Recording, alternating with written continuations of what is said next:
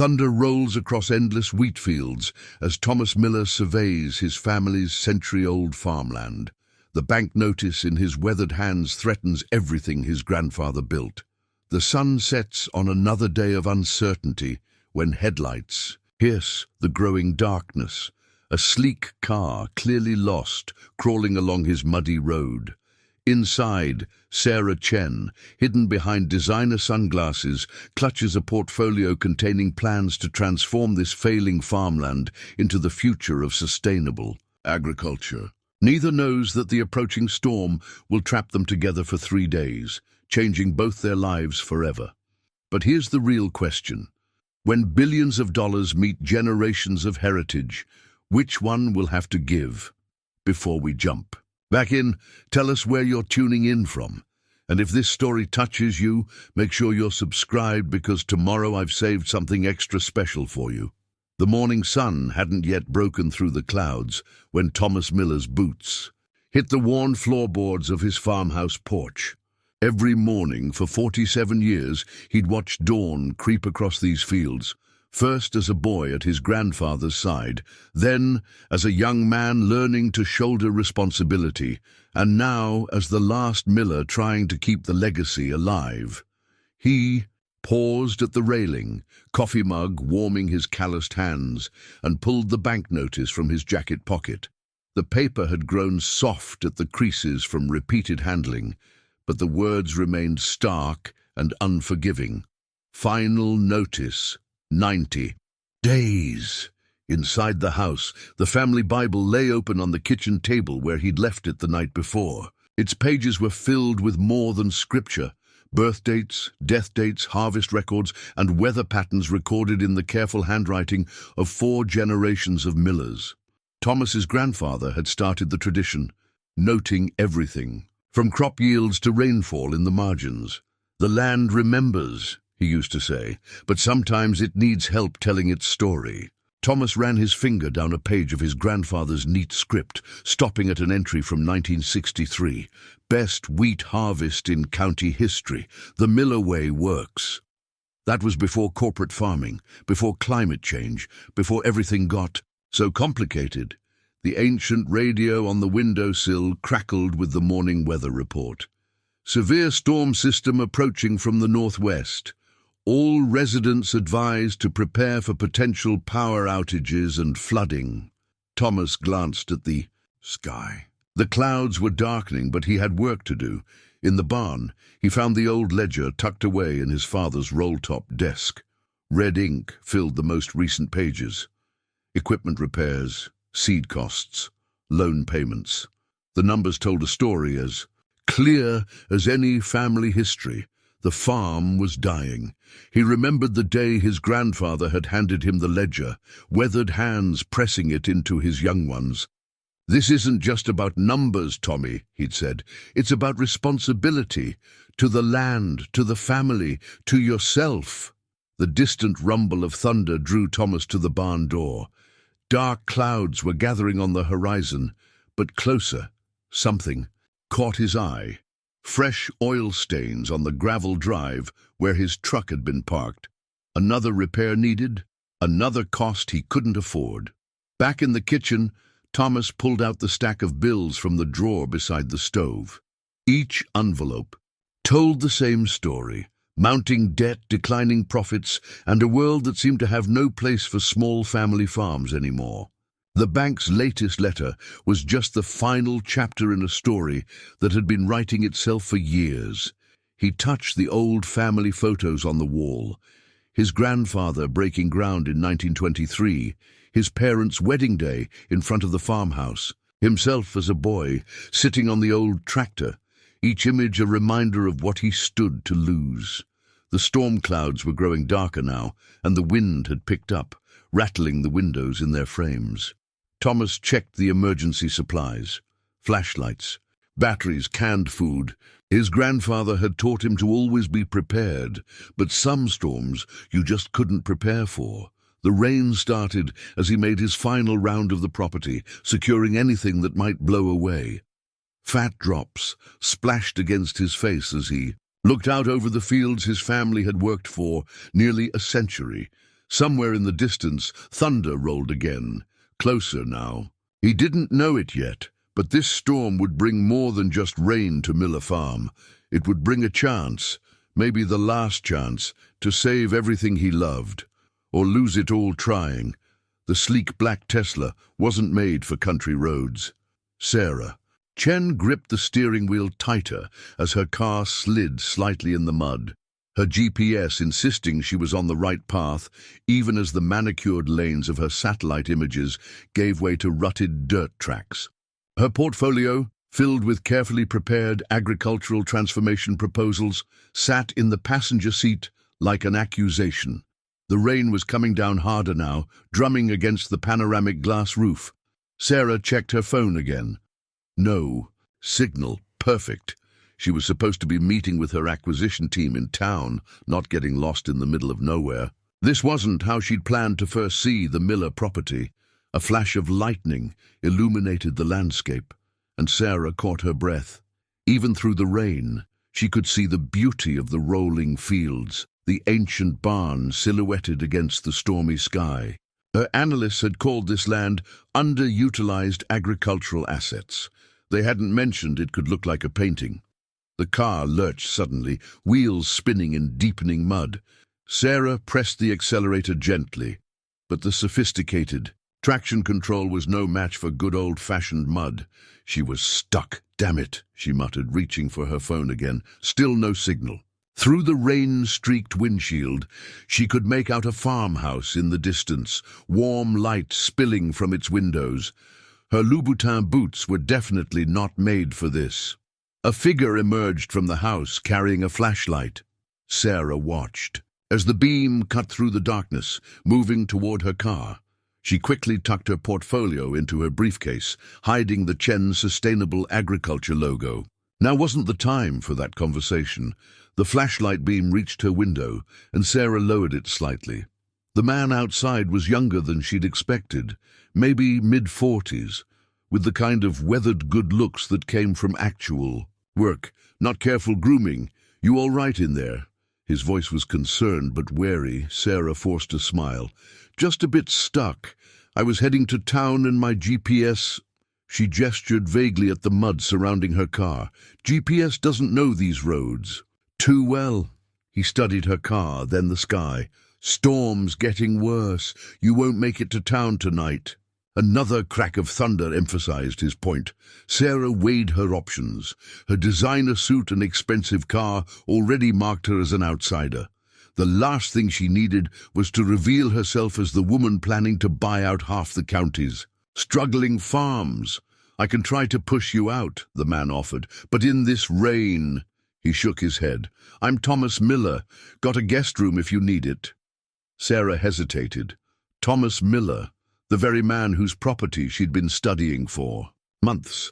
The universe, it seemed, had a sense of humor. "Sarah," she said simply, reaching for her briefcase, "and thank you, I really appreciate it." As she stepped out of the car, her heels sank immediately into the mud. Thomas steadied her with a strong hand, and Sarah caught a whiff of coffee and honest work, so different from the carefully curated scents of her corporate world. "Watch your step," he warned, leading her toward the house. "Path gets tricky in the rain." Sarah followed, trying to maintain her dignity despite the mud claiming her designer shoes. Each step took her further from her planned approach to acquiring this land and closer to something far more complicated. The farmhouse porch creaked under their feet as Thomas held the door open for her. Inside, the house was warm and surprisingly inviting, with well-worn furniture and walls lined with family photos. It was exactly the kind of place her development plans would erase. "Let me get you a towel," Thomas said, disappearing down a hallway. Sarah stood dripping on the old hardwood floor, her briefcase clutched to her chest like a shield. Through the window, she could see her car, its sleek lines incongruous against the rustic backdrop. Somewhere in her briefcase, papers detailed exactly how much this man's heritage was worth in dollars and cents. Thomas returned with a faded but clean towel. "Storm might last a few days," he said, glancing out at the darkening sky. "Hope you're not in too much of a hurry to get somewhere." Sarah thought of her team waiting in town, of shareholders and deadlines and billion-dollar development. Plans. No, she lied, drying her hair. No hurry at all. The old radio on the kitchen counter crackled with static as Thomas adjusted the dial. His grandfather's Philco had survived half a century of storms, and tonight it might be their only connection to the outside world. Through the interference, a weather report emerged. Widespread power outages expected, residents advised to stay indoors. "Does that thing actually work?" Sarah asked, watching from her perch at the kitchen table. She'd changed into borrowed clothes, an old flannel shirt and jeans left behind by Thomas's sister on her last visit, and looked somehow both out of place and strangely at home. "Hasn't failed yet." Thomas patted the radio's wooden cabinet. "Grandpa always said newer isn't always better." Sarah bit back a response about technological innovation. Her phone, now dead in her briefcase, was a reminder that newer didn't always mean more reliable. The lights flickered once, twice, then plunged them into darkness. Thunder crashed overhead, so close it rattled the windows. "Perfect timing," Thomas muttered, reaching for a drawer. The beam of his flashlight cut through the darkness, illuminating Sarah's face. For a moment, she looked almost vulnerable. "I've got lanterns in the basement," he said, "and plenty of firewood. We'll manage." Sarah followed him down creaking stairs, into a basement that smelled of earth and history.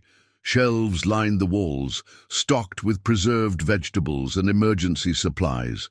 Thomas moved with the confidence of someone who knew every step by heart. "You're well prepared," Sarah observed, helping him gather lanterns.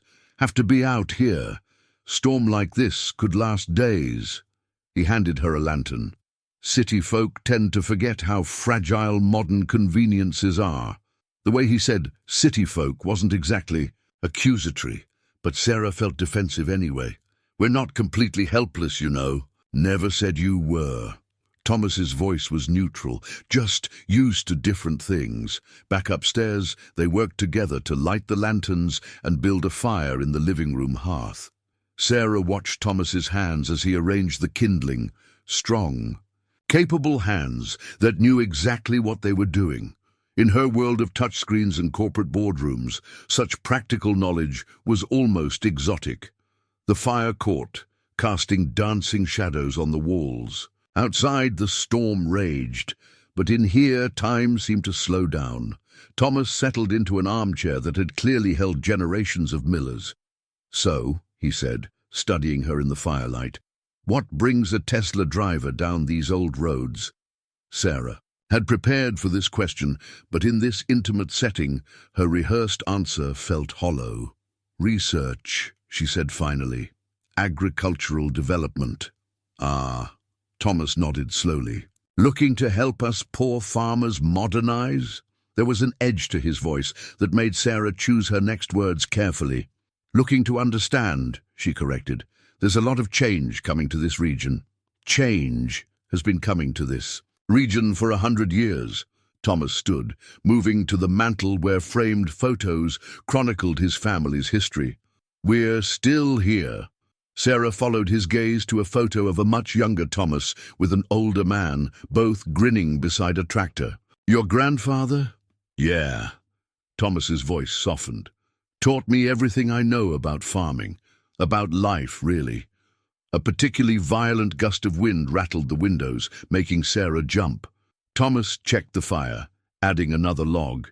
"He would have had something to say about nights like this," Thomas continued. "Used to tell me storms were the land's way of reminding us who's really in charge." Sarah thought about the climate change projections in her portfolio, the computer models predicting increasingly severe weather patterns. "Your grandfather sounds like a wise man." He was. Thomas settled back in his chair. "Would have known what to do about all this, too."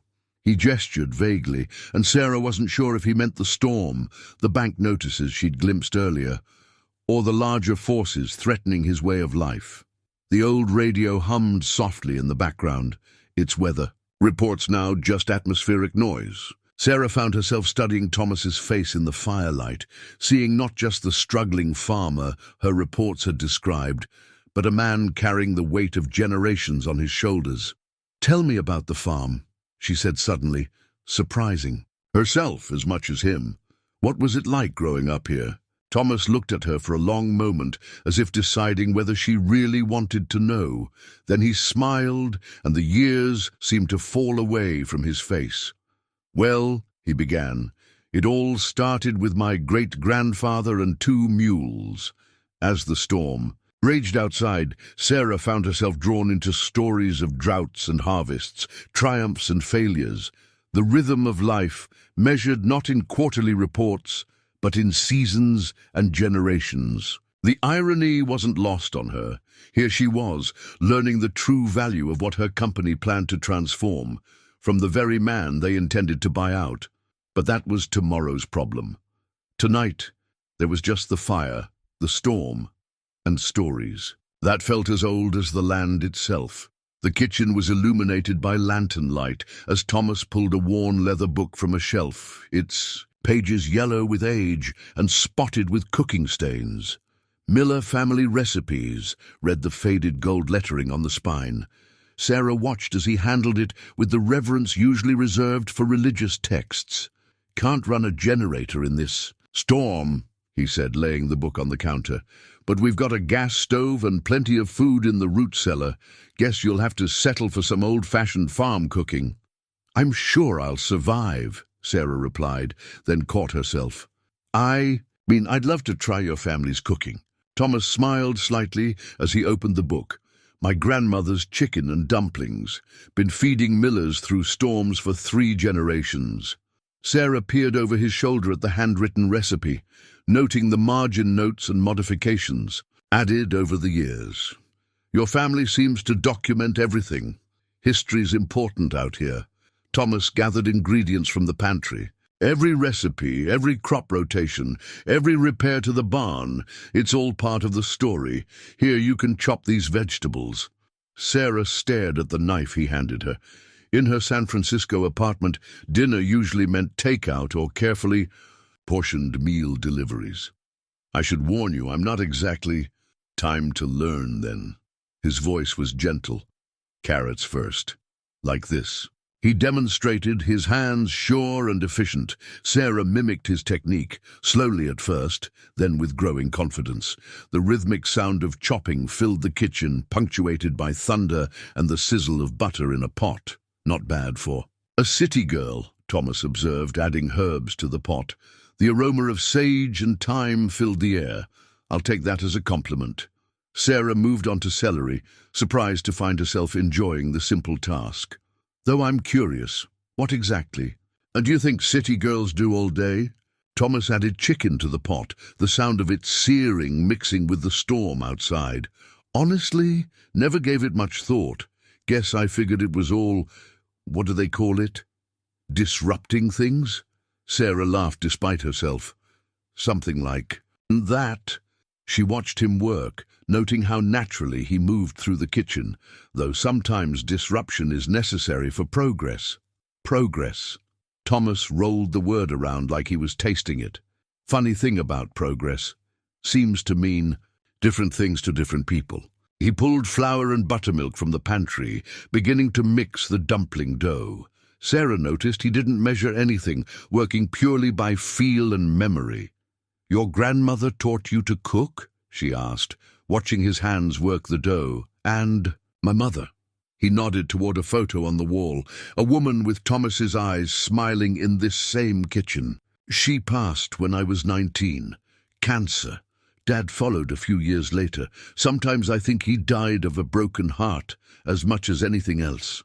Sarah felt the weight of his words, thinking of her own driven, distant parents and their legacy of ambition rather than affection. "I'm sorry. It must have been hard, taking on the farm so young." "Didn't really think about it that way." Thomas dropped dumplings into the simmering pot. "It was just what needed to be done. Land doesn't care how old you are. Crops need planting, animals need feeding." The farm ledger lay open on the antique desk, where Thomas had left it the night before, its pages visible from her bed. Even from this distance, she could see the column of red numbers marching down the page like accusations. Sarah had seen enough. Balance sheets to recognize a business in trouble, but this felt different. This wasn't just about pro. They worked in comfortable silence for a while, the storm providing nature's soundtrack. Sarah found herself studying the kitchen, noting the marks on the doorframe showing generations of Miller children growing taller, the endless small signs of a life deeply lived in one place. When Thomas finally ladled the chicken and dumplings into bowls, the kitchen was warm with steam and memory. They sat at the old oak table, where the family recipe book lay open beside them like a silent witness. "This is—" Sarah took another bite, searching for words. "I've eaten at some of the best restaurants in the world, but this is something else entirely." "Food tastes different when you know the story behind it," Thomas said. "When you know whose hands grew the vegetables, whose recipe you're following, whose table you're sitting at." Sarah thought of the sleek corporate cafeteria in her office building, all clean lines and efficiency. "We lose something in the name of progress, don't we?"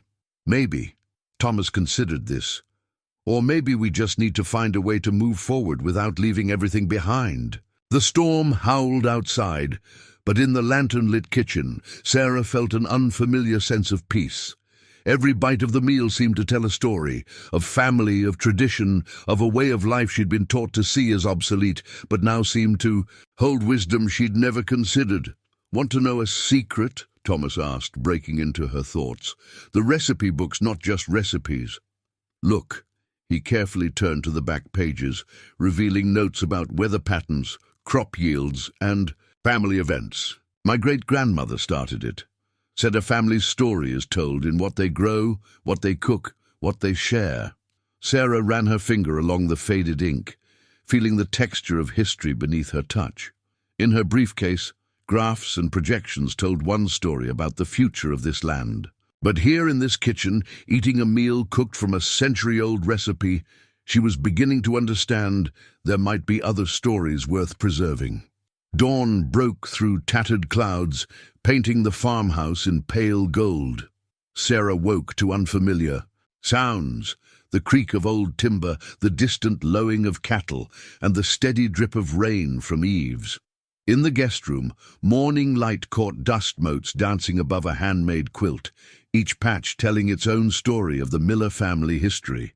The farm ledger lay open on the antique desk, where Thomas had left it the night before, its pages visible from her bed. Even from this distance, she could see the column of red numbers marching down the page like accusations. Sarah had seen enough. Balance sheets to recognize a business in trouble, but this felt different. This wasn't just about profit and loss.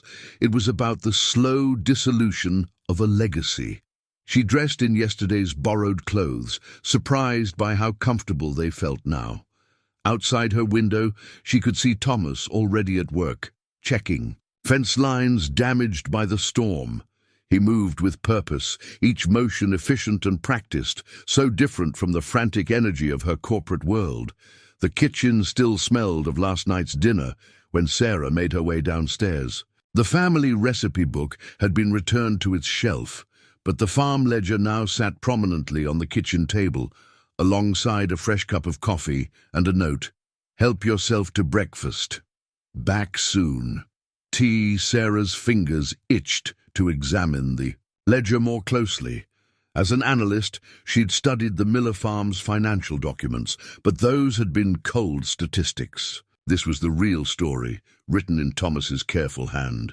The front door opened, and Thomas stepped in, bringing with him the smell of wet earth and morning air. "Hope you like eggs," he said by way of greeting. "Chickens don't care much about storms." "You've been up long?" Sarah asked, trying to ignore the way his damp shirt clung to his shoulders. "Since before dawn. Farm doesn't run itself." He placed a basket of fresh eggs on the counter. "Found something interesting in the north field. Thought you might want to see it, if you don't mind getting your feet wet." Sarah glanced at her mud-caked designer boots by the door. "I think we're past worrying about that." The morning air was fresh and clean as they walked, the storm having scrubbed away summer's humidity. Thomas led her past the barn, his stride automatically adjusting to her shorter steps. "Here," he said, stopping at the edge of a field. "Storm. Expose these." Sarah looked where he pointed. The rain had washed away topsoil, revealing old irrigation tiles, a primitive but effective system for managing water flow. "My great-grandfather installed these," Thomas explained, kneeling to brush away more soil. "Most folks don't even know they're here anymore. Modern farmers just dig them up, put in new systems." Sarah knelt beside him, her analyst's mind already calculating the cost-benefit ratio of maintaining ancient infrastructure versus installing modern systems. But something else caught her attention, the way the old tiles created a natural pattern across the landscape, working with the land's contours rather than imposing upon them. "They're beautiful," she said, surprising herself with her sincerity. "Functional, too." Thomas stood, offering her a hand up. "These fields haven't flooded in 100 years, while the corporate farms up north spend millions on fancy drainage systems that fail every major storm." Sarah brushed dirt from her jeans, thinking of the sustainable agriculture initiatives outlined in her portfolio. "Sometimes the old ways last because they work," Thomas finished. He gave her a curious look. "You know a lot about farming, for someone in agricultural development." "I do my research." Sarah kept her voice casual, but her heart quickened. How much did he suspect? Research is one thing, understanding is another. Thomas gazed across his fields, the morning sun highlighting silver in his hair. "You can't learn everything about a place from reports and surveys." The truth of his words hit Sarah harder than she expected. All her data, all her projections, hadn't prepared her for the reality of this place, for the way morning light played across ancient irrigation tiles, or how history lived in recipe books and ledgers, or the quiet dignity of a man fighting to preserve something precious. A distant rumble of thunder interrupted her thoughts. The storm wasn't done with them yet. The second day of the storm brought a brief respite in the rain, though darker clouds loomed on the horizon. Sarah sat in the living room, her phone, finally, charged enough to display a cascade of missed calls and urgent messages.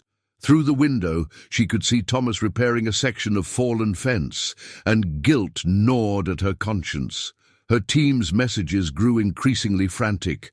"Ms. Chen, where are you?" "Board meeting, scheduled for tomorrow. Need acquisition updates." Local press, asking questions about land purchases. A newspaper clipping slipped from her briefcase as she sorted through papers, landing face up on the floor. "Chen's Sustainable Agriculture expands Midwest operations." The photo showed Sarah at a podium, confidently outlining her vision for the future of farming.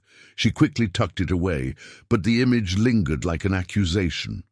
"Got the fence sorted," Thomas said, stepping into the room. Sarah jumped, nearly dropping her phone. "Everything okay?"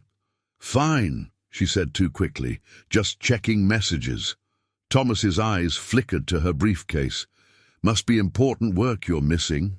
"It can wait." Sarah tried to sound casual as she slipped the newspaper deeper into her bag. The storm might clear enough for the roads soon. Thomas moved to the window, his expression unreadable. "Your people must be wondering where you are." Something in his tone made Sarah look up sharply. "My people, colleagues," he clarified, but there was an edge to his voice that hadn't been there before. "In agricultural development." Sarah's phone buzzed again, a text from her assistant. "Local farmers. Organizing meeting about Chen acquisitions. Need damage control strategy." "I should check in with the office," Sarah said, standing. "Is there anywhere with better reception?" "Kitchen gets the best signal." Thomas gestured down the hall. "When it gets any." In the kitchen, Sarah kept her voice low. "Janet, listen carefully. Delay the board meeting. Tell them I'm conducting direct field research." "Yes, I know about the farmers' meeting." "No, don't release any statements yet." She didn't hear Thomas approach until his shadow fell across the floor. Sarah ended the call abruptly, but his expression told her he'd heard enough. "Field research?" he repeated softly. "That what you call this?" Thomas, been meaning to ask, he continued, pulling something from his pocket. This fall out of your briefcase earlier? It was a business card. Sarah felt her stomach drop as she read her own. Name Sarah Chen, CEO, Chen Sustainable Agriculture. The silence stretched between them like a chasm. Outside, thunder growled a warning. How long have you known? Sarah finally asked. Started suspecting last night. The way you talked about farming, about progress, too knowledgeable for a regular researcher. He placed the card on the table between them. Found this morning when I was cleaning up broken branches near your car. I was going to tell you when, after you got enough field research to decide how to convince me to sell, or after you'd already bought out all my neighbors, leaving me no choice. It's not that simple. Seems pretty simple to me. Thomas's voice was quiet, which somehow made it worse. You're the one buying up family farms across 3 states, turning them into, what did you call them in that article? Modern agricultural enterprises. Sarah thought of her carefully prepared presentations, her vision of efficient, sustainable farming operations. All her reasonable arguments felt hollow in this kitchen where generations had shared meals and stories. We're trying to help, she said. Small farms are struggling. We offer fair prices, new opportunities. Help? Thomas laughed, but there was no humor in it. Like you helped the Hansons over in Crawford County. Their farm's been in their family for 6 generations. Now it's run by computers and drones. The Hansons' children didn't want to farm. We provided a solution. A solution that erased 150 years of history. Thomas shook his head. You don't even see it, do you? To you, we're just underperforming assets to be optimized. That's not... Sarah stopped as her phone buzzed again. The message preview was visible. Urgent. Local opposition growing. Need CEO statement on Miller Farm acquisition. Thomas saw it too. His face went still. The Miller Farm acquisition. That's what I am to you. An acquisition. Thomas, please, I think you should go. He turned away, his shoulders rigid. Storms letting up. Roads should be clear enough. Soon. We need to talk about this. Nothing to talk about. He moved to the door. You came to buy my farm. I'm not selling. End of story. But it wasn't the end, Sarah thought as she watched him walk away. It couldn't be, because somewhere between shared meals and morning conversations, between family recipes and ancient irrigation tiles, this had become about more than just a business deal. Thunder cracked overhead, and the rain began to fall again.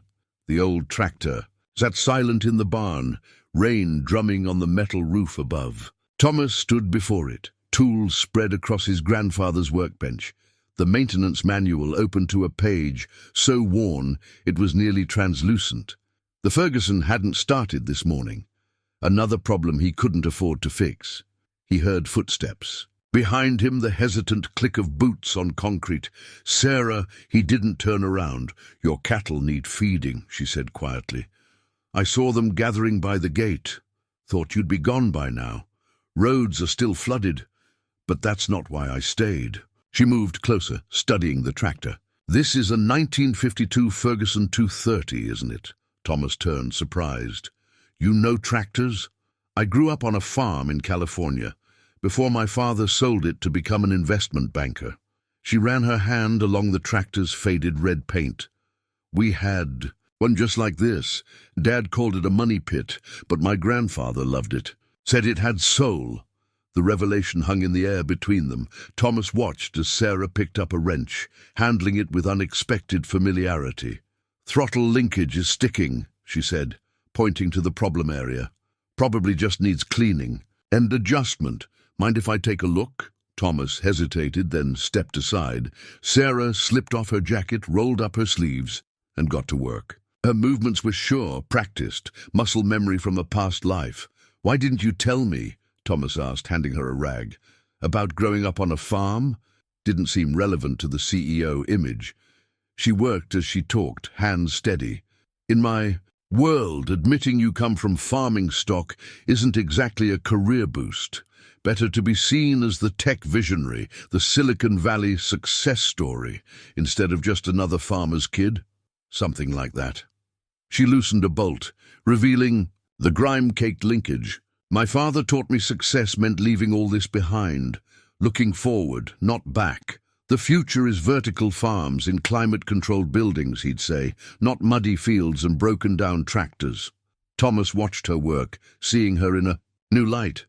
But you kept the knowledge, the skills. Some things stick with you. She cleaned the linkage methodically, like the smell of fresh-turned earth in spring, or the way morning fog hangs over the fields, or the satisfaction of fixing something with your own hands. She smiled slightly, not looking up. That too. They worked together in companionable silence, the rain providing a steady backdrop. Thomas found himself studying her movements, the confident way she handled the tools, the slight furrow in her brow as she concentrated. "Try it now," she said finally, stepping back. Thomas turned the key. The engine coughed once, twice, then roared to life, settling into a steady purr. Sarah's face lit up with genuine pleasure at the sound. "Still got it," she said softly, almost to herself. "The cattle still need feeding," Thomas said after a moment. "Want to see if you remember how to drive one of these?" Sarah hesitated. "I'm not exactly dressed for farm work. Neither was my grandmother when she had to take over during the war. She just hitched up her skirts and got on with it." He patted the tractor's seat. "Besides, you're already covered in grease." The rain had settled into a gentle drizzle as they rolled out of the barn, Sarah handling the tractor with growing confidence. They worked together loading hay, their movements falling into an easy rhythm. Thomas found himself watching her, the intense concentration as she backed the tractor into position, the satisfied smile when she managed a perfect turn. "You're full of surprises, Sarah Chen," he said as they finished unloading the last bale. "Is that a good thing?" "Haven't decided. Yet." He helped her down from the tractor. "Why'd you really stay?" She was quiet for a moment, looking out over the rain-washed fields. "Because this place, it reminds me of something I lost, something I didn't even know I missed until I felt the mud on my boots again." "And that makes your job easier or harder?" "Harder," she admitted. "Much harder." The tractor ticked as it cooled, the sound mingling with the pattering rain. In the distance, the cattle moved peacefully through the wet grass, and for a moment the complications of their situation faded into the simple reality of work well done. But they couldn't ignore those complications forever. Sarah's phone buzzed. In her pocket, another reminder of the world beyond the farm's boundaries. Thomas saw her expression change as she read the message. "Your real life calling?" "This is real too," she said quietly. "That's the problem. The farmers' market occupied the town square every Saturday, rain or shine. Today, patches of blue sky peeked through the clouds as Thomas and Sarah walked between stalls displaying fresh produce, homemade preserves, and handcrafted goods. The Miller Farm stand had been a fixture here for decades, its weathered wooden sign bearing the family name and the simple motto, "Growing Good," since 1923. "You really don't have to help," Thomas said as Sarah arranged tomatoes in neat rows. "I want to." She adjusted a crooked price tag. "Besides, I think I owe you after breaking your isolation with my unexpected visit." Several customers browsed their produce, mostly regulars who greeted Thomas by name. Sarah noticed how he knew each person's preferences, Mrs. Henderson's fondness for heirloom tomatoes, Mr. Parker's weekly search for the perfect cantaloupe. "Tommy!" A silver-haired woman approached their stand. "Heard you had company during the storm. This must be—" "Sarah," Thomas interrupted quickly. "She's interested in agricultural development." The woman's smile dimmed slightly. "Oh, like those folks from the Chen Corporation." Sarah felt her chest tighten as she arranged bell peppers with suddenly unsteady hands. "Not exactly, Mrs. Foster," Thomas said smoothly. "Sarah actually grew up on a farm herself. Did you now? Mrs. Foster studied Sarah more closely. Where? About California, Sarah answered truthfully, near Sacramento. Long way from home, Mrs. Foster observed. Though I suppose we're all feeling far from home these days. What with all the changes coming, she gestured across the square, where several empty stands stood as silent testimony. The Hansons' spot, Sarah realized, remembering Thomas's words about the family that had sold to her company, the Johnsons too, and the Whitakers. Speaking of changes, Mrs. Foster continued, you're coming to the meeting tonight, aren't you, Tommy? Everyone's gathering at the community center to discuss these corporate buyouts. Pete Hanson's boy is driving up from the city to talk about what happened to their place. Thomas glanced at Sarah, who kept her focus on the vegetables. Hadn't planned on it, he said. You should come. Strength in numbers, that's what my Harold always said. Mrs. Foster patted Thomas's arm.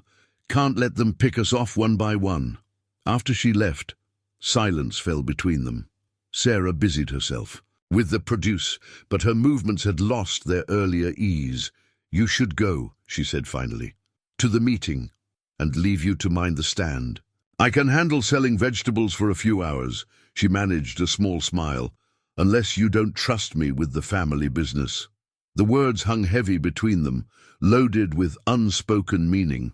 The morning progressed, and Sarah found herself drawn into the rhythm of market day. She learned the regulars' names, memorized prices, and even started suggesting recipes, some from the Miller family cookbook, others from her own childhood memories. But she couldn't ignore the undercurrent of tension. She caught snippets of conversations at nearby stalls, worried discussions about land prices, corporate farming, the changing face of rural America. Names she recognized from acquisition reports became real people with real stories. Miller Produce getting too fancy for you folks? A man's voice cut through her thoughts. She looked up to find a middle-aged farmer studying their display. Never knew Tommy to need help at market. Just lending a hand, Sarah said carefully. Like those Chen people want to lend a hand? His tone was bitter. My cousin's farm in Crawford County. Those people promised to keep the family legacy alive. Now it's all computers and drones, not a human touch left. Sarah felt each word like a physical blow. Maybe some changes are necessary for survival, she offered quietly. Survival? The man laughed harshly. Honey, what's surviving about watching everything your family built get torn down and replaced with some corporate idea of progress? Thomas returned then, reading the tension immediately. Everything okay here, Bill? Just having a chat with your friend about progress. Bill's eyes never left Sarah. You watch yourself, Tommy. These days, you never know who's really on your side. After he left, Thomas began packing up their unsold produce. The market was winding down, shadows lengthening across the square. They're not bad people, he said quietly, just scared. I know. Sarah folded her empty box, her movements precise. They're right to be scared. Change is coming, whether they want it or not. The question is, what kind of change does it have to be? Thomas studied her face. And who gets to decide? Sarah looked around the market square, seeing it through new eyes, not as an inefficient distribution system to be optimized, but as the beating heart of a community. Her phone buzzed in her pocket, probably another message about the evening's meeting, about damage control and acquisition strategies. She left it unanswered. The afternoon sun cast long shadows across Thomas's kitchen table, where Sarah's corporate expansion plans lay spread out like a battle map. Detailed satellite images showed the patchwork of local farms, with the Miller property highlighted in red. Projected crop yields, automation schedules, and profit forecasts filled the margins. The future reduced to clean lines and numbers. Sarah's laptop chimed with an incoming video call. She glanced toward the living room, where Thomas was busy with paperwork, before answering quietly. Sarah, finally! Janet's familiar face filled the screen. The board is getting restless. Where have you been? Conducting first-hand research, Sarah kept her voice low. The storm provided an unexpected opportunity. You mean getting stuck at Miller's farm? We know. Local sources spotted your car. Janet's expression was concerned. The board's worried you're getting too close to this one. These aren't just numbers anymore, are they? Sarah glanced at a photo tucked into her expansion plans. Thomas at his market stand, pride evident in his stance despite the financial struggles. She knew haunted him. The situation is more complex than our initial assessment suggested, she said carefully. It always is. That's why we have standardized acquisition procedures. Janet shuffled through papers off-screen. Speaking of which, the local opposition is organizing. They're meeting tonight to discuss our offers. We need to move quickly. We need to listen to their concerns. Their concerns are noted in Section 4.2 of the Impact Assessment. Janet's voice hardened. Sarah, remember what happened with your father's farm.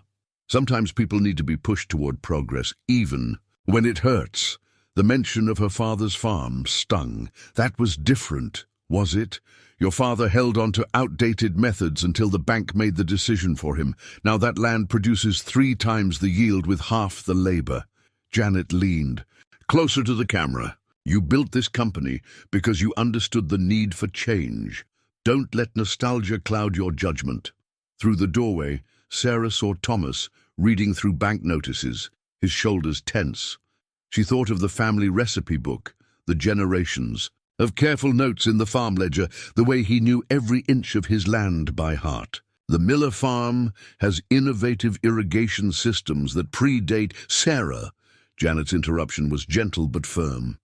The board meets Monday. They expect a clear acquisition strategy, not a preservation proposal. Remember what's at stake here. Your vision for sustainable agriculture could transform food production for generations. Don't let one reluctant farmer derail everything you've built. A floorboard creaked behind her. Sarah turned to find Thomas in the doorway, his eyes fixed on the satellite images of his farm. Don't let me interrupt, he said quietly, his voice carefully neutral. Thomas. Sarah started to rise, but he was already gone. She heard the screen door slam, then the distant sound of boots on gravel. Was that him? Janet asked. Sarah, you need to maintain professional distance. The longer you stay there, I have to go. Sarah closed the laptop, cutting off Janet's protest. She found Thomas in the barn, methodically cleaning tools that didn't need cleaning. The expansion plans felt heavy in her hands. I should have shown you these earlier, she said, holding out the documents. They're not just about acquisition. They're about transformation, sustainability. They're about erasing everything my family built. Thomas took the plans, turning pages slowly. Look at this. Automated irrigation replacing systems that have worked for generations. Drone-managed. Crops instead of human judgment. Temperature-controlled growing pods where my grandfather's wheat field stood. The yields would triple. The water usage would drop by 60%. The profit margins. Thomas's laugh was hollow. That's all we are to you people, isn't it? Numbers on a spreadsheet, problems to be solved, inefficiencies to be corrected. No, Sarah moved closer, forcing him to look at her. You're the heart of something precious, something I lost once and didn't know how to mourn properly. But progress doesn't have to mean destruction, doesn't it? He held up the plans. Show me one place in here where your vision of progress preserves what matters. Show me where it accounts for generations of knowledge, for community, for the human element that makes this more than just a business. Sarah stared at the familiar documents, seeing them suddenly through his eyes. The clean lines and efficient layouts revealed nothing of the farm's soul, the history in its soil, the wisdom in its ancient irrigation, the community that depended on it. Come to the meeting tonight, Thomas said suddenly. Not as CEO Sarah Chen. Come as the farmer's daughter, who remembers what it means to love the land. Before she could answer, her phone buzzed with another message from the board. The corporate world was calling, demanding decisions, requiring the ruthless efficiency that had built her success. But standing in this barn, surrounded by the tools and memories of generations, Sarah wasn't sure anymore which world she belonged. To the community centre hummed with tension as farmers filled the wooden folding chairs. Sarah sat in the back, her corporate ID badge burning a hole in her pocket. Thomas stood near the front, speaking quietly with Pete Hanson's son, a young man in a suit that seemed to make him as uncomfortable as Sarah felt in her borrowed farm clothes. Old campaign posters and children's artwork decorated the walls, while a banner hung askew, "Save Our Farms Community Meeting." The podium held a stack of documents, property assessments, sale contracts, and news clippings about Chen's sustainable agriculture's expansion plans. "Quite a turnout," Mrs. Foster said, settling into the chair beside Sarah. "Though I suppose people tend to show up when their way of life is threatened." Before Sarah could respond, Bill from the farmers' market took the podium. "Thanks for coming out tonight. We all know why we're here. These corporate vultures think they can buy up our heritage piece by piece." Murmurs of agreement rippled through the crowd. Sarah watched Thomas, saw the tension in his shoulders. "The Hanson farm was just the beginning," Bill continued. "Now, we're hearing Chen Agriculture has plans for half the county. They send their smooth-talking executives with their promises of sustainable future and fair market value, but we know what that means." Young Hanson stepped forward, adjusting his tie. "When they came to us, everything sounded perfect. Fair. A price, guaranteed employment, even a pledge to maintain the family name. But now," he gestured helplessly, "the farmhouse where my great-grandfather was born is a drone control center. The fields where I learned to drive a tractor are under climate-controlled domes." Sarah felt each word like a physical blow. She thought of her own childhood home, now part of a vast automated farming operation. "They're targeting the Miller farm." "Next," Bill announced. "Tommy's been fighting them off, but word is their CEO is personally involved now. Sarah Chen herself is right here." The words left Sarah's mouth before she could stop them. She stood, feeling every eye in the room turned toward her. Thomas's gaze held both concern and something else. Hope, maybe. "What did you say?" Bill's voice was dangerous. Sarah moved to the front of the room, each step deliberate. Her hand shook slightly as she pulled out her ID badge, holding it up for all to see. "My name is Sarah Chen. I'm the CEO of Chen Sustainable Agriculture." She paused as shocked whispers filled the room. "And I've been staying at the Miller farm for the past 3 days. You brought her here?" Bill turned on Thomas, face reddening. "The storm brought her here," Thomas replied calmly. "The rest just happened. Just happened." Hanson's son laughed bitterly. "Like it just happened that your company's scouts showed up at our place right after that big storm last spring?" "No." Sarah faced them squarely. "That was carefully planned. Everything was carefully planned. The assessments, the offers, the timing. I was very good at reducing your lives to numbers on a spreadsheet." "Was?" Mrs. Foster's quiet question cut through the angry muttering. Sarah looked at Thomas, drawing strength from his steady gaze. "I grew up on a family farm in California. When corporate agriculture moved in, my father sold. He said it was progress, that fighting it would only delay the inevitable. I built my company believing I could make that progress more sustainable, more humane." She moved to the podium, picking up one of her own company's acquisition proposals. "But somewhere along the way, I forgot what we were really sustaining. It's not just about crop yields and water usage. It's about knowledge passed down through generations. It's about communities that support each other through storms, both literal and figurative. It's about the kind of wisdom you can't program into a drone." "Pretty words," Bill scoffed, "but your company's still buying up farms, still destroying families." "Yes." Sarah met his anger directly. "And I can't undo what's been done, but I can change how we move forward." She turned to Thomas. "If you'll help me." "Help you what?" multiple voices asked. "Find a middle way, one that preserves what's precious while embracing what's possible." She faced the crowd. "The Miller farm has irrigation systems a century old that work better than..." Modern equipment. They have crop rotation methods that could teach our algorithms a thing or two about sustainability. What if, instead of erasing that knowledge, we built on it? The silence that followed was heavy with possibility and suspicion. "Why should we trust you?" Hanson's son asked. Sarah pulled out her phone, opening her email.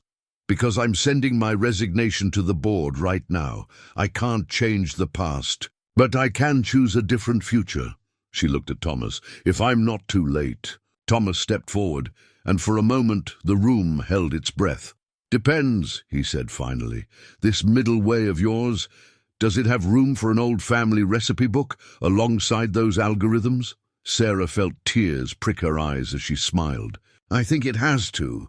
Otherwise, what are we really sustaining?" The room erupted in voices, angry, curious, hopeful, afraid.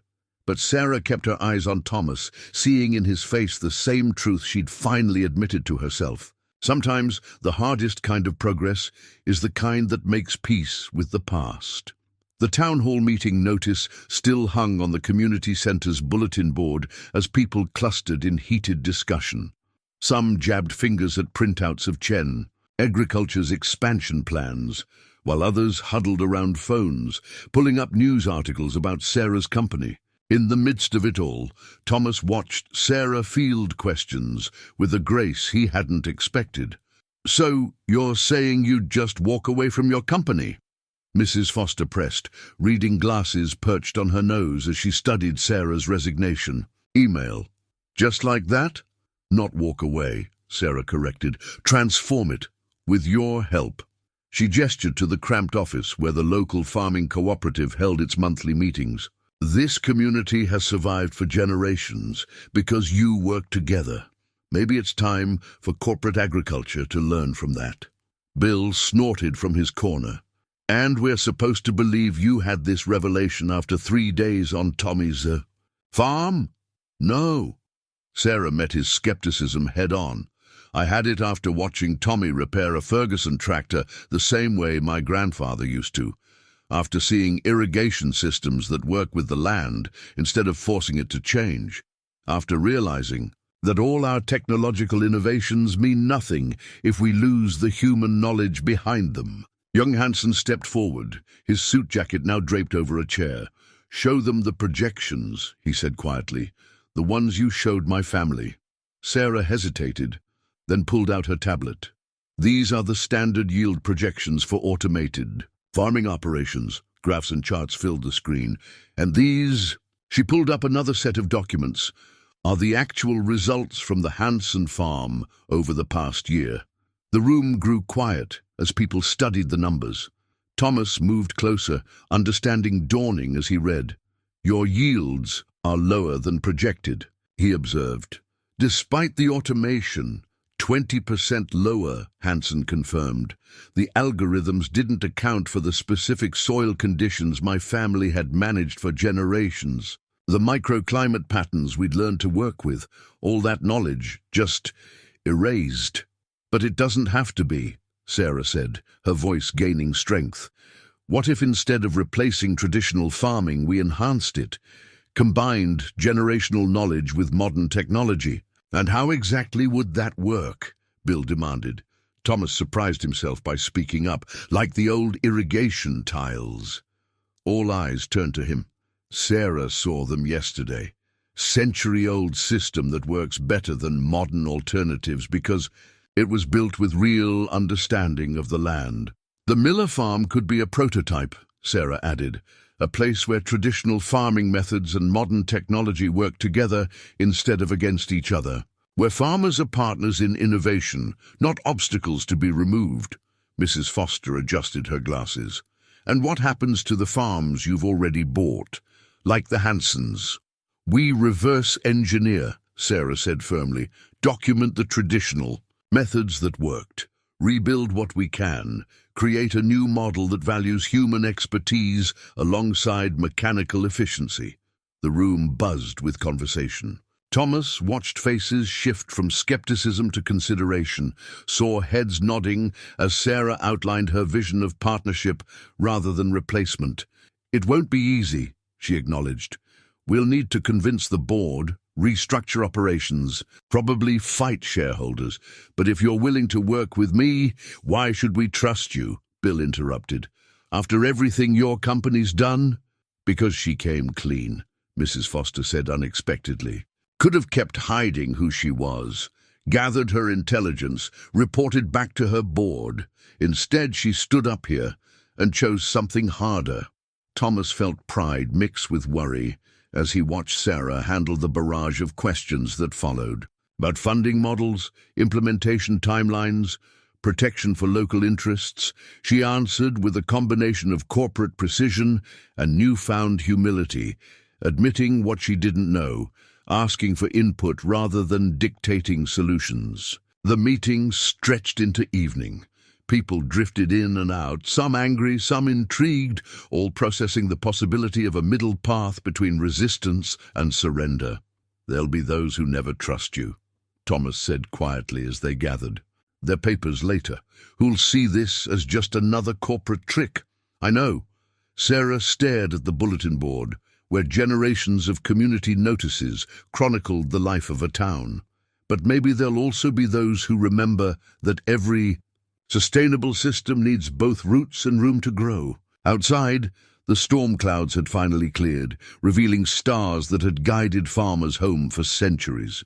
Tomorrow would bring corporate battles and community skepticism, but tonight, watching Sarah talk farming with Mrs. Foster, Thomas allowed himself to hope that sometimes the future could make peace with the past instead of erasing it. The hybrid farm plan spread across Thomas's kitchen table, sketched on the back of his grandfather's maps. Sarah's precise corporate diagrams overlaid the hand-drawn field boundaries, creating a palimpsest of past and future. Empty coffee cups and half-eaten sandwiches testified to hours of work as they wrestled with the challenge of bridging two worlds. "If we modify the drone monitoring systems," Sarah said, marking the paper, "they could work with your traditional crop rotation patterns instead of replacing them. Use the technology to enhance generational knowledge rather than override it." Thomas traced the old irrigation paths with his finger.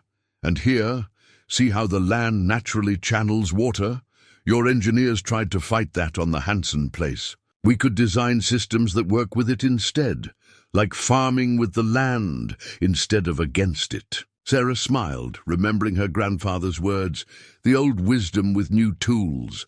They'd been at it for days, emerging from marathon planning sessions to check on the farm, their conversations continuing in the fields.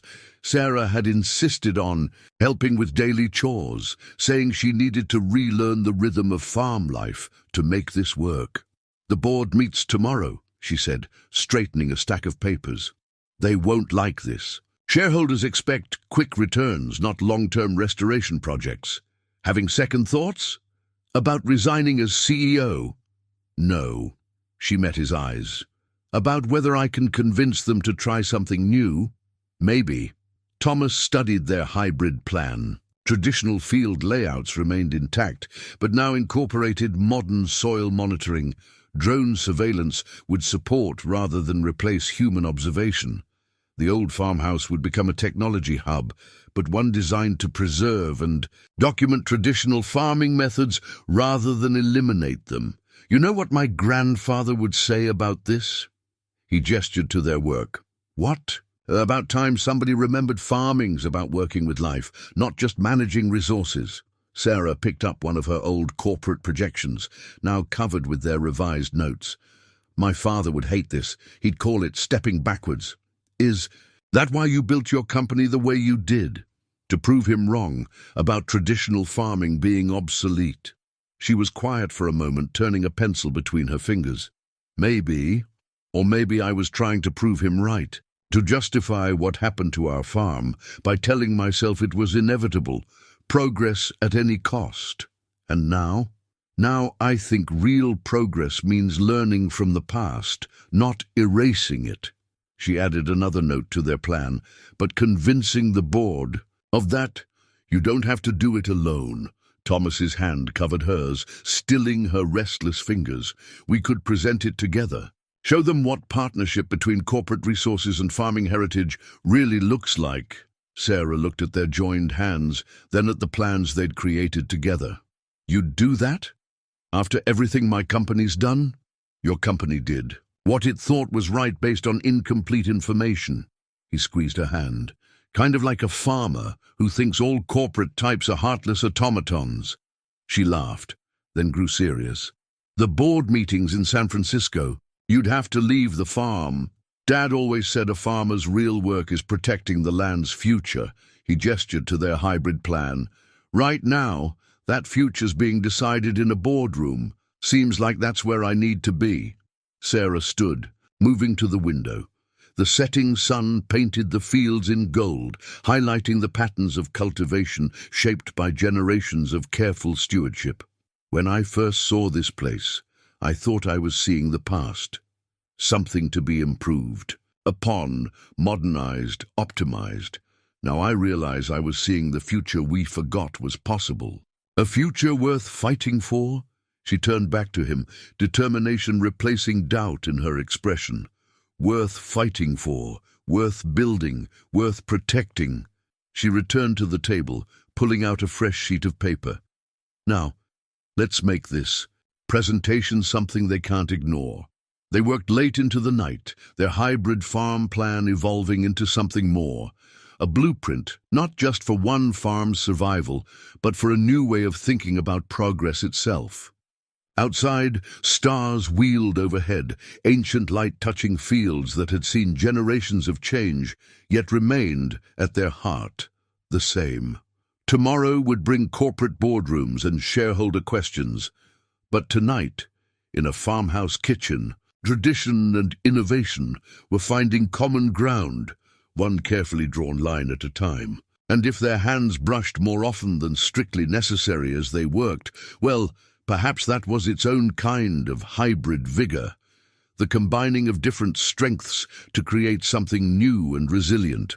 In the pre-dawn quiet of his study, Thomas sat at his father's old desk, a piece of Miller Farm stationery before him. The unfinished letter began, "Dear Sarah, there are things easier to write than say." He'd started and discarded 5 versions already, each attempt to capture his feelings falling short. The morning light was growing stronger, and soon they'd begin their journey to San Francisco. His packed bag waited by the door, the first time he'd be leaving the farm for more than a day since his father's funeral. "Can't sleep either." He turned to find Sarah in the doorway, already dressed for travel, but missing her usual corporate polish. She looked softer somehow, more real, wearing one of his sister's old sweaters over her designer slacks. "Just finishing some things." He discreetly covered the letter. "You ready for today? Ready to resign as CEO, challenge my entire board, and propose a complete reorganization of the company I built." She managed a small smile. What could go wrong? Thomas opened his desk drawer, pulling out years of carefully maintained financial records. "The numbers support our plan. Even with the initial investment in hybrid systems, the projected yields, it's not about the numbers anymore." Sarah moved to the window, looking out over the fields where the first hint of sunrise touched the horizon. "When I built Chen Agriculture, everything was numbers. Efficiency ratings, cost-benefit analyses, optimization metrics. I thought that's what progress looked like." She turned back to him, and in the growing light he could see the worry she'd been hiding. "What if I was wrong about everything? What if I've spent years destroying exactly what I thought I was trying to save?" "You weren't wrong about everything." Thomas stood, moving to join her at the window. "The world is changing. Farms have to, and change too. You just forgot that change doesn't have to mean elimination." Sarah's hand found his, their fingers intertwining naturally now. "When did you get so wise? Must be all that generational knowledge you're so keen on preserving." She laughed, then grew serious. "The board won't see it that way. They'll see risk, uncertainty, deviation from proven methods. They'll say I've gone native, let emotion cloud my judgment." "Have you?" The question hung between them, heavy with unspoken meaning. Sarah's grip on his hand tightened slightly. "Yes," she admitted finally. But not in the way they'll think. I haven't lost my judgment. I've found something I lost long ago. When my father sold our farm, he said attachment to the land was a weakness. That emotion had no place in business decisions. And now I think maybe emotion is exactly what's been missing from our equations. She released his hand, moving, to the desk where their presentation materials waited. We've been so focused on optimizing output that we forgot about optimizing life. Thomas watched her gather the papers, seeing not the powerful CEO who'd first arrived in a Tesla, but a farmer's daughter finding her way home. He thought of the unfinished letter in his desk, of all the things he wanted to say. Sarah, a car horn interrupted them. Through the window they saw Janet's corporate sedan pulling up the drive. Right on schedule, Sarah sighed. She's driving us to the airport. Insisted on it when I told her about the presentation. Keeping an eye on you? Damage control, probably. Making sure I don't do anything too radical. She attempted a smile that didn't quite reach her eyes, like fall in love with a farmer and his way of life. The words hung in the air between them, neither quite ready to acknowledge their full weight. Thomas reached for his bag, buying time, to steady his voice. Well, we shouldn't keep her waiting. Wouldn't want to seem unprofessional.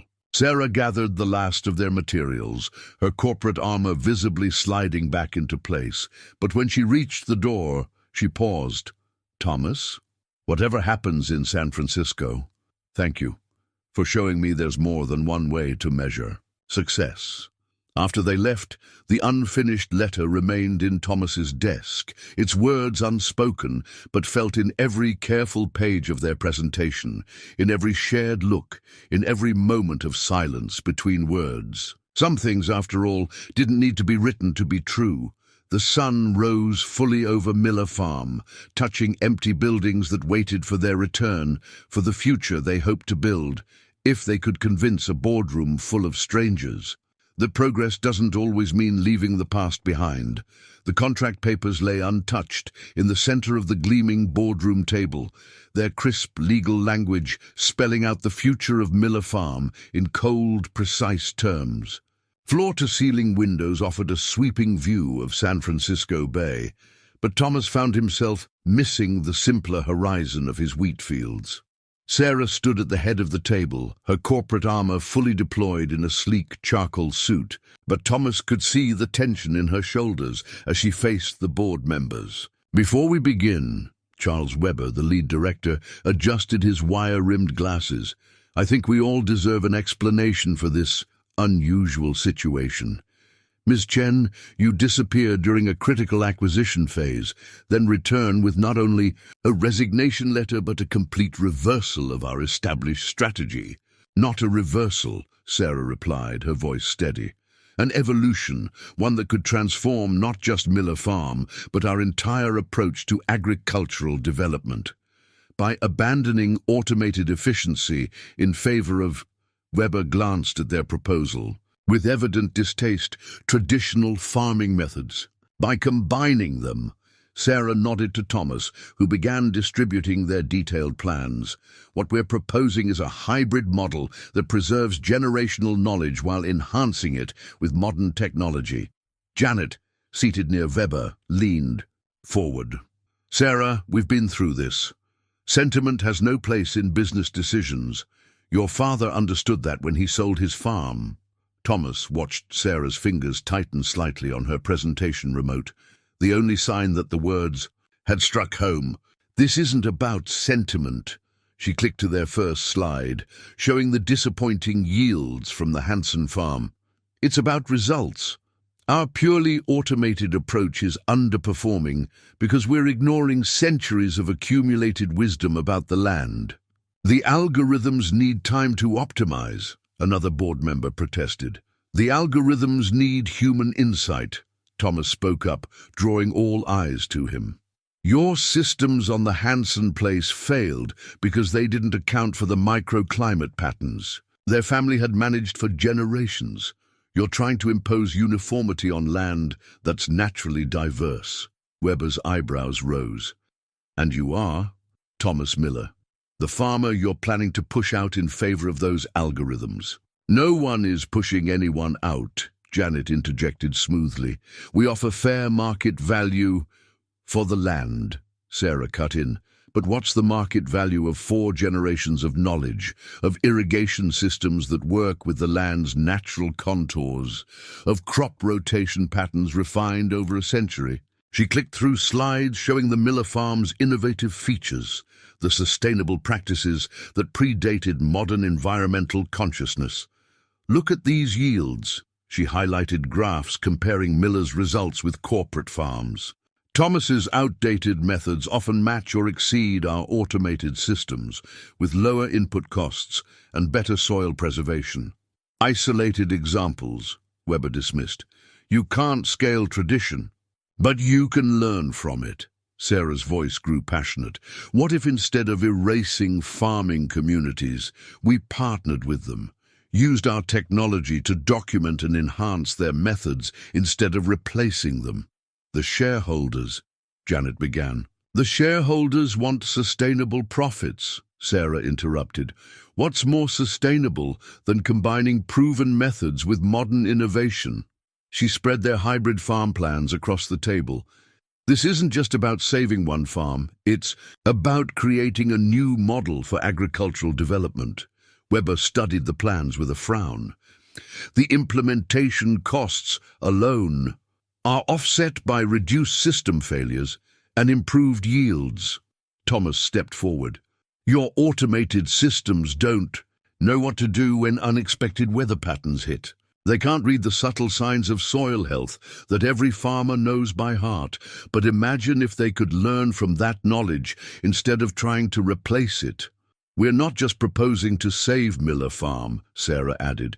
We're proposing to turn it into a research and development center, a place where traditional farming wisdom meets modern innovation, where we can develop truly sustainable agricultural practices that respect both the land and the people who work it. The boardroom fell silent as the members studied the proposal.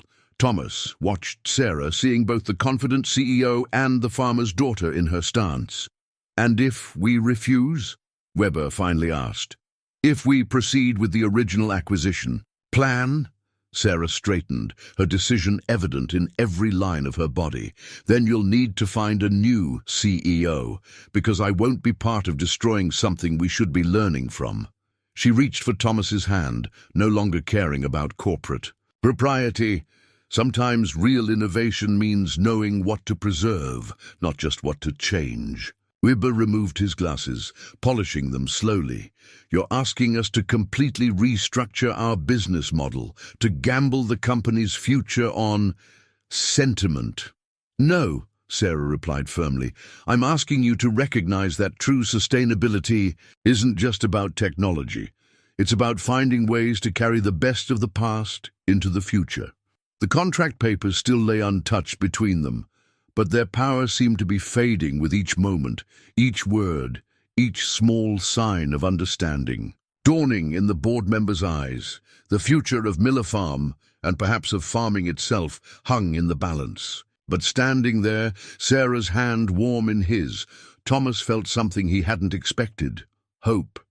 The first harvest photos covered the walls of what had once been Thomas's study, now transformed into the Miller Farm Innovation Center. Images showed traditional farming equipment working alongside sleek drones, while monitors displayed real-time data gathered from soil sensors that had been carefully placed according to century-old field maps. Look at these yields, Sarah said, pointing to the latest data as a group of corporate executives toured the facility. The AI systems are actually learning from traditional rotation patterns, adapting their recommendations based on generational knowledge. Thomas smiled, remembering the board's skepticism 6 months ago. They'd eventually agreed to a pilot program, more to avoid the publicity of their CEO's resignation than from any real conviction. But the results were becoming harder to ignore. Mr. Miller, one of the executives turned to him. How are the other local farmers responding to these changes? Through the window, Thomas could see Bill and several other farmers gathering for Their weekly knowledge-sharing session.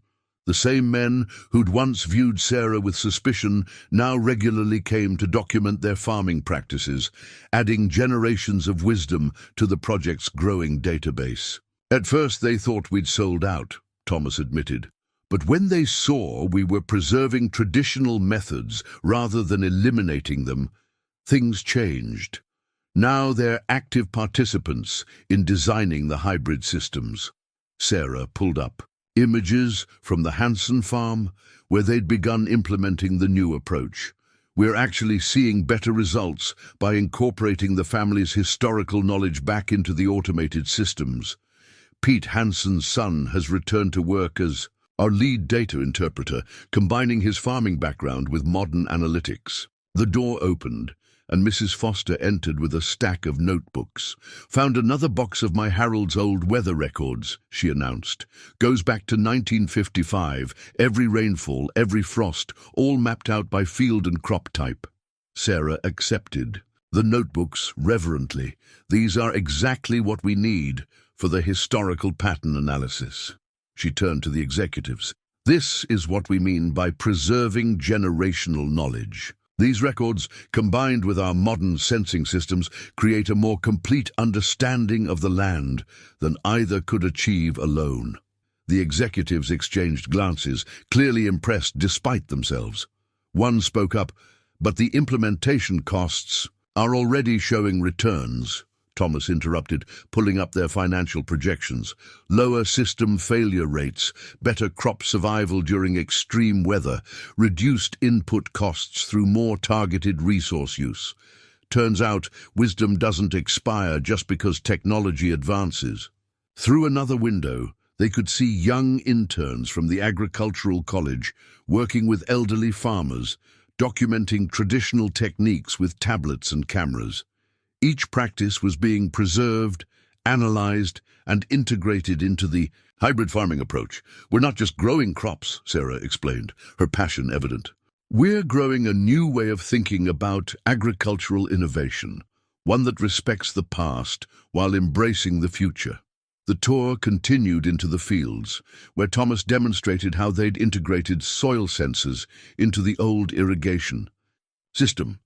"See how the technology enhances rather than replaces? The sensors confirm what farmers have known for generations about how water moves through these fields." "And the local community?" another executive asked. "How are they responding?"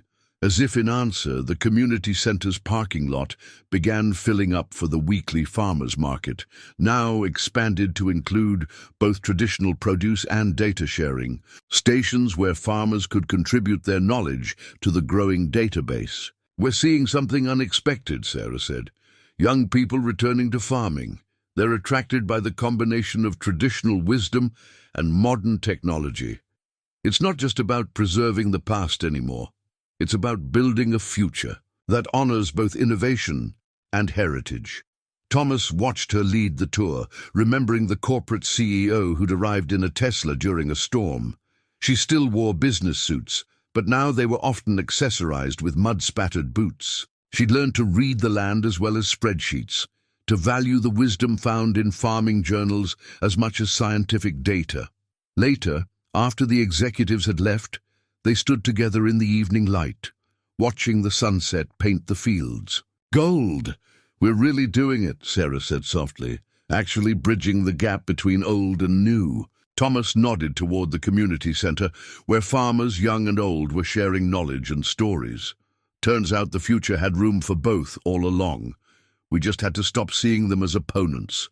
A drone hummed overhead, monitoring crop conditions, while in the distance, Thomas's grandfather's old tractor worked the fields, both essential parts of their new way forward. The first harvest was proving what they'd hoped, that progress didn't have to mean leaving everything behind. The new sign at the entrance to Miller Farm caught the morning light. Miller and Chen Agricultural Heritage Center, where tradition meets. Tomorrow. Sarah paused to study it, remembering the corporate logo she'd once planned to install here. Amazing how much could change in a year. Inside the renovated farmhouse, a group of agricultural students gathered around Thomas as he demonstrated traditional soil assessment techniques. Their tablets and smartphones recorded every detail, but their hands were deep in the earth, learning to feel what their senses could only measure. "The technology can tell you the mineral content," Thomas explained, "but every farmer needs to know how to read the land with their own senses. That's not obsolete knowledge. It's the foundation that makes the technology truly effective."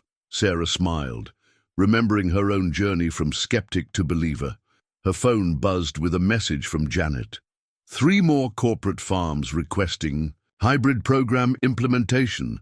Board wants to fast-track expansion. The irony wasn't lost on her.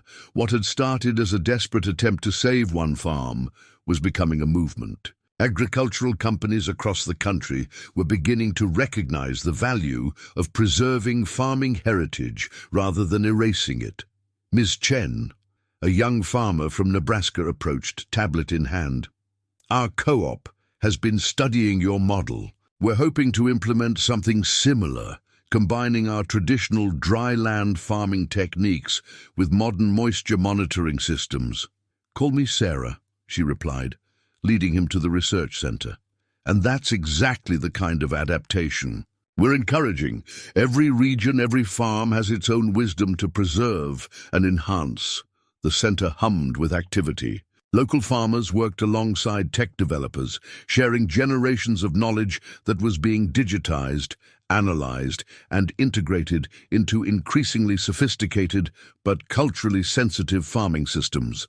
The Hansen family's restored farm served as a second testing ground, proving their model could rehabilitate previously automated operations. Mrs. Foster manned a documentation station, her years of experience with local weather patterns helping calibrate prediction algorithms. "Never thought I'd be teaching computers," she chuckled, "but I suppose they need to learn from somebody." Through the window, Sarah watched Bill demonstrating traditional crop rotation principles to a group of corporate agricultural planners. The same man who'd once called her a corporate vulture was now one of their most valuable instructors in sustainable farming practices. "Quite a change from last year," Thomas said, joining her at the window. He held out a small, worn book. "Found this while clearing out the old storage room." Sarah recognized her father's signature on the cover of the farming journal. "Where did you get this?" "Your father sold it with a lot of old equipment when he converted your family farm. It's been sitting in our barn for 20 years. Thomas opened it carefully. "Your grandfather's notes are all through it. Thought you might want it back." Sarah traced her grandfather's handwriting, his detailed observations of soil and weather patterns, not so different from the data they now gathered with satellites and sensors. "We're not just preserving farming methods," she said softly. "We're preserving stories, relationships, connections to the land." "Speaking of preservation," Thomas smiled, "the board's latest proposal came through. They want to establish similar heritage centers across the Midwest, each one adapted to local farming traditions, each one combining the old knowledge with new technologies. They're finally understanding that progress doesn't have to mean elimination," Sarah marveled. "That sometimes the most innovative solution is protecting what already works." Outside, the autumn sun gilded the fields where test plots demonstrated various combinations of traditional and modern farming methods. Drones monitored crop health while farmers walked the rows, their experienced eyes catching subtle signs no sensor could yet detect. "You know," Thomas said, watching a young farmer demonstrate his family's traditional seed-saving techniques to an agricultural scientist. "My grandfather used to say that the best crops come from knowing both the soil and the science." Sarah leaned against him, their fingers intertwining naturally now. "He would have loved this, wouldn't he? Seeing the old ways and the new working together, he would have said it's about time." Thomas squeezed her hand. "Though I doubt he ever imagined his grandson would fall in love with a CEO who learned to drive a tractor." Sarah laughed, remembering that first stormy night that had changed everything. Life's full of surprises. Sometimes you come looking for one kind of future and find another one entirely. The Heritage Center continued its work around them, each day bringing new discoveries about how traditional wisdom could enhance modern innovation. They had planted something here that was growing beyond their original vision, spreading hope and practical solutions across the farming community. And if that growth included the deepening of two hearts, learning to combine their different worlds, well, that was just another kind of hybrid vigor. The wedding album lay open on the Miller farmhouse kitchen table, its pages still fresh from the photographer. The first photo showed Sarah and Thomas standing before the restored barn, her elegant dress complemented by mud-spattered boots hidden beneath the hem, a bride equally at home in boardrooms and fields. Their guests, a striking mix of corporate, executives and local farmers, filled the background, testament to the bridges they'd built. "Look at this one," Mrs. Foster said, pointing to a photo of the ceremony. The old family Bible shared space on the podium with their original hybrid farm plan, symbols of tradition and innovation bound together. Above them, drones had scattered wildflower seeds, while Thomas's grandfather's tractor, freshly restored, stood decorated with flowers.